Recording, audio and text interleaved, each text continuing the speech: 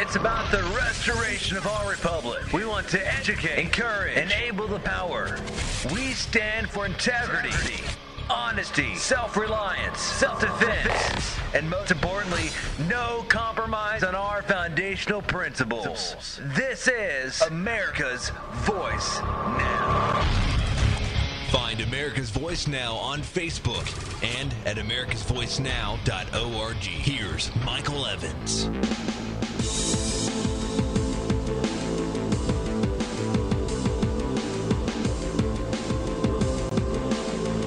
Good morning, America. You're listening to America's Voice Now. My name is Michael Evans. I'll be your host this morning. Appreciate you riding with us. You've joined us live on our website. Great to have you here. See a whole stack of you out there. I can't see who you are, but I can see cities like Lincoln. I can see Tacoma. I can see, let's see, I got to click on it. Chesterfield, New Orleans. We got cities all over the place that are clicking on here. I see Chicago in there. Some locations in Texas. Welcome. Glad to have you folks on board. Spokane, welcome. You know, we're starting off a new week here, and I want to touch on a couple of areas or issues that I think are kind of important for us to look at. We're seeing over and over and over again the decline of the basic fundamental concepts that most of us put all of our faith and our trust and our hope in. We have a country that seems to be coming apart literally at the seams as we watch. I mean, it's happening so fast and so furiously that, and I don't mean that as a pun. I mean, I'm deeply concerned. I hate that phrase because politicians use it now. And it always irks me when they, like they say, this country has been doing this, or, there's something terrible going on that's obvious to everyone, and the politician says, yes, we're deeply concerned about that. When what they should be saying is, yeah, I'll pass a law tomorrow morning to stop it. But when we look at the world view, not just the domestic side, I mean, it's a double-edged sword. I'm hopeful in some regards, and in other areas, I am just beside myself with concern. Fear, I think, is actually the right word. Not for myself. I've long ago consigned myself to the fact that I'm probably not going to get through whatever's coming. But I am concerned about the future, about our children, about my children. I am concerned about the aspects of our lives that are going to be turned upside down. I'm concerned about the loss of the one, shining light of liberty left on the planet. And it's not just a question of our own government. It's not just a question of terrorism. It's not just a question of, all of these issues. I mean, have we ever seen anything like this in our lifetimes? Has there ever been a period in time in history, in at least modern history, where the world was in such turmoil, confusion, and at such adverse odds?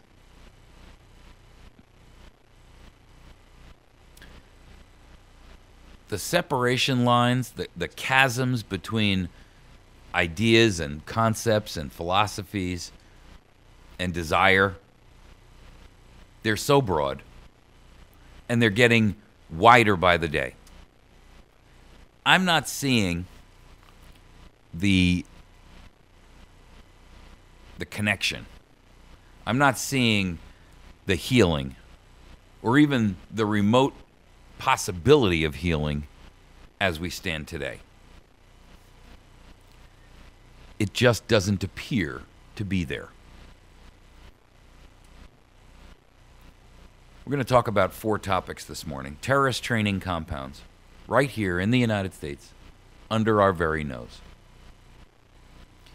And when I see the kind of treatment that is being handed to average Americans, I have to question that. I mean, to me, that's just beyond comprehension. That, and you'll understand more when we get into this topic about how literally dozens of these terrorist training camps by known terrorist organizations are sprawled across the United States. And we're powerless to do anything because government won't declare, or the State Department, I should say, won't declare these umbrella groups to be foreign terrorist organizations. So they operate with impunity and immunity right here in your towns and cities across the country. The second topic I want to talk about is one that's a little bit more germane to the process of critical thinking, and that is felons and their civil rights. Eric Holder the other day came out and proclaimed that he feels that it is inappropriate to give felons or prohibit felons from having the right to vote. But it's interesting that he glaringly left a couple of other areas out, not the least of which is their right to self-defense, their right to be able to go and obtain a job, and so forth and so on. This is a topic which many folks are split and torn over. But we're going to explore it because just because we don't necessarily like to think too much about it doesn't mean that we shouldn't give it its own due evaluation. And sometimes, when you put a little bit of thought to it, you may come to a conclusion that's different than your initial knee-jerk reaction. So I encourage you to be open-minded and utilize critical thinking skills about some of the implications of how you've arrived at your pre-designated position. I would suggest to you that the idea of felon brings to most people's minds this, picture of someone who's dangerous to community and dangerous to society. But I think that if you give it a moment longer, your mind will realize that that may not necessarily be the exclusive limitation on who those people are. There's a very interesting article this morning out in National Review Online by Kevin Williamson, and we'll talk a little bit about that. The next topic we're going to discuss is the issue of Peter Schweizer's expose on extortion. And the reason I say that is because this particular piece is one which I find, well, it came out a couple of months ago. But he wrote this book called Extortion, and he talks in there about how Congress sells seats to sit on these different committees and how the candidate, or not the candidate, but the elected, has an obligation to generate and drive revenue sources for the party and so forth and so on. And I think it well, first of all, when you see it, it's very frustrating because what it clearly shows is that as a nation and as a government, our government has completely betrayed the concept of what they're there for. It's no longer about you. It's no longer about anything other than them.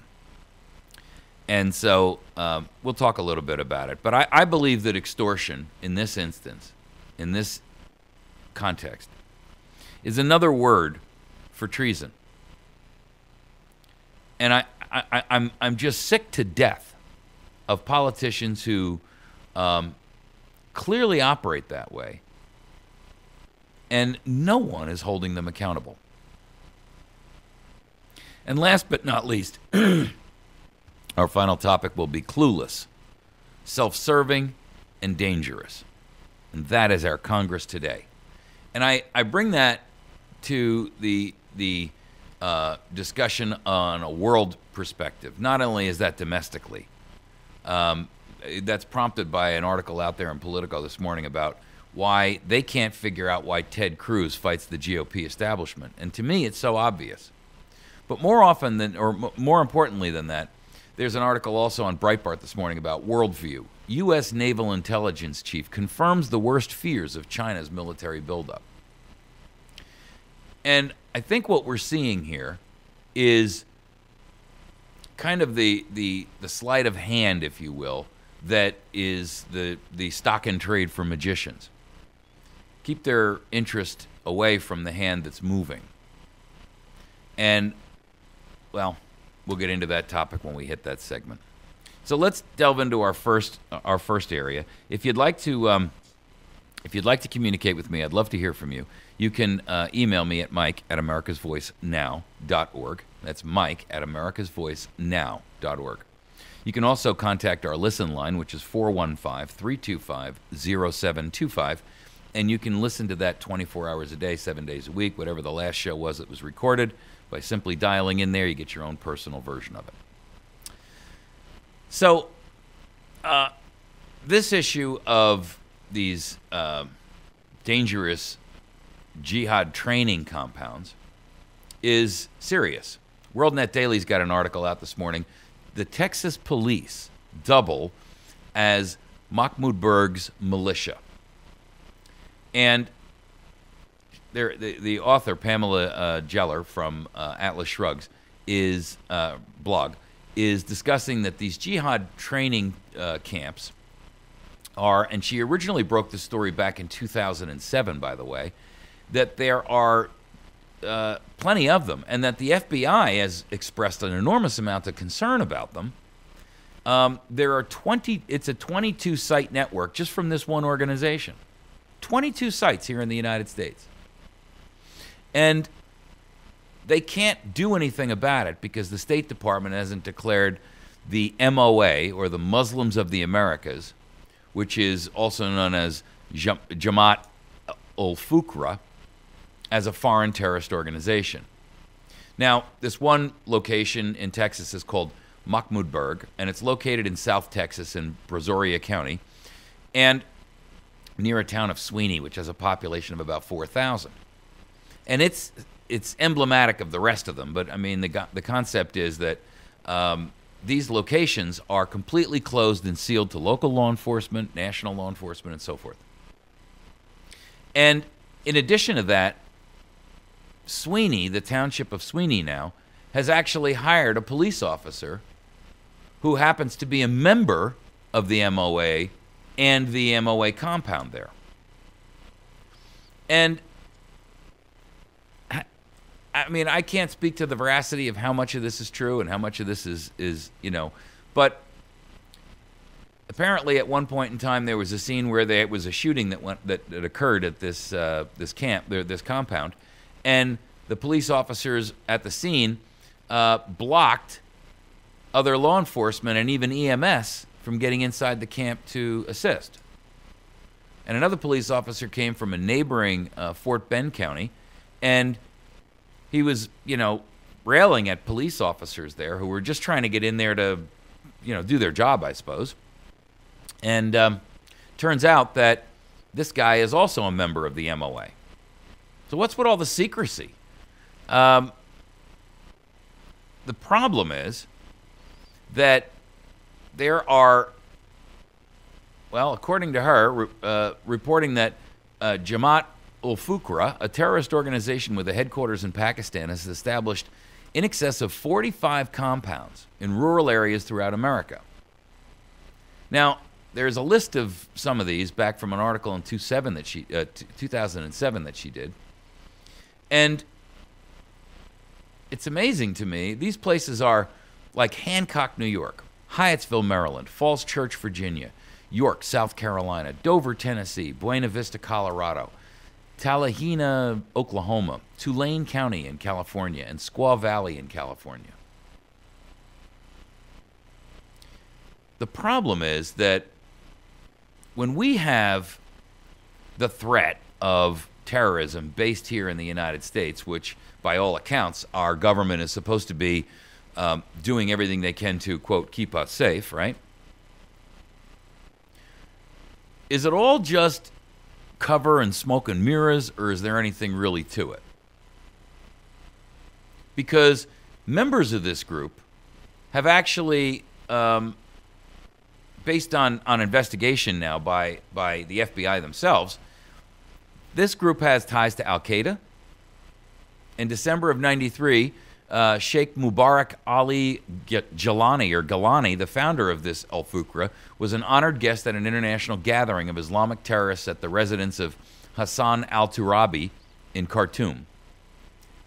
At that gathering, he was caught chatting on film with Osama bin Laden, who was alive at the time, and they were chanting, "Down with the USA, down, down with the CIA, and death to Jews."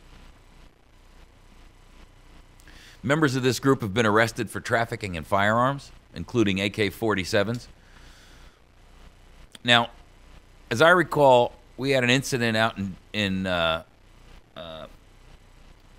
farm some years ago where the Department of Justice ran out there and the ATF ran out there, and they killed a bunch of, 27 kids out of 50 or 60 people for what they had claimed to be gun running.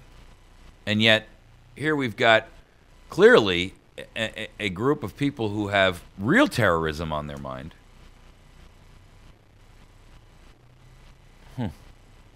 The Center for Policing Terrorism, quote, says, this group, Jamaat al-Fuqra, may be the best positioned group to launch an attack on the United States, or more likely help al-Qaeda to do so. Isn't that interesting?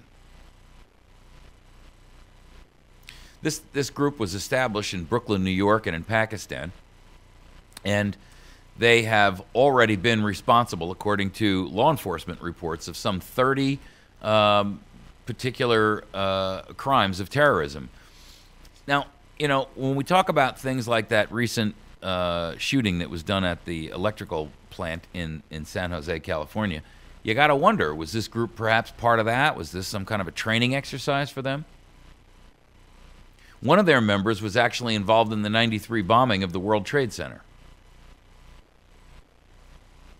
Zachariah Moussaoui and Melvin Lattimore played key roles in 9/11 and otherwise, and they were members of this group.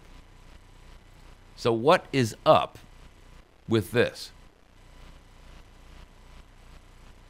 I mean, if the government's goal is to keep us safe, and they're stomping all over the civil liberties of every American in an attempt to accomplish that, how dare they allow the real obvious cases to go undeterred? I don't get it.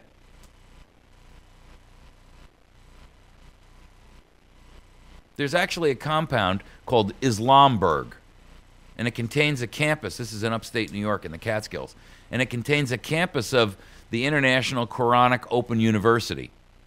Students there get training from manuals written by the Jamaat al-Fuqra leader, who teaches them that the Muslims' foremost duty is to wage jihad against the enemies of Islam. One of their marching songs goes, "Come and join my troops and army. Prepare to sacrifice your head. A true believer is never dead. Say, victory is in the air. The kafir's blood will not be spared." Their head dog over there, Gilani, I don't know how you pronounce it. He boasts that we give students specialized training in guerrilla warfare. We are at present establishing training camps. You can easily reach us at open Quranic offices in upstate New York or in Canada or South Carolina or in Pakistan. And Sweeney, Texas, apparently. What, ladies and gentlemen, based on a statement like that, would prohibit law enforcement from taking this group down? I don't think they need a genuflection or a blessing of the State Department. I think that statement says everything that they need to know. That's empirical proof. If you were to go out there on Twitter and make a threat, you could get prosecuted and convicted for it. So how is it that this guy can do this on video and nobody seems to care?